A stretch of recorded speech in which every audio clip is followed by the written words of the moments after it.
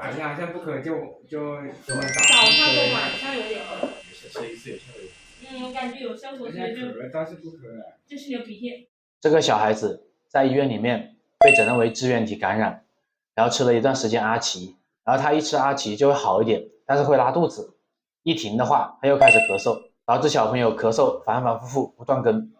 造成小朋友反反复复咳嗽、长期咳嗽原因。第一个，小朋友年纪太小，脾胃功能不好，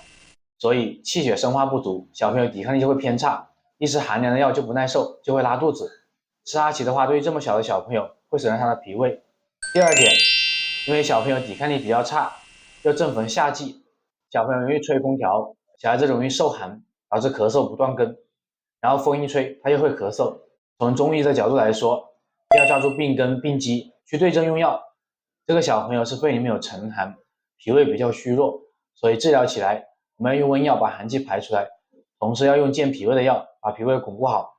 这样子小孩子咳嗽才能断根。小朋友咳嗽我们尽量采用纯中药去治疗，因为这个小朋友年纪太小了，所以我采用的是穴位贴敷治疗，根据小朋友的情况，一人一方精准用药，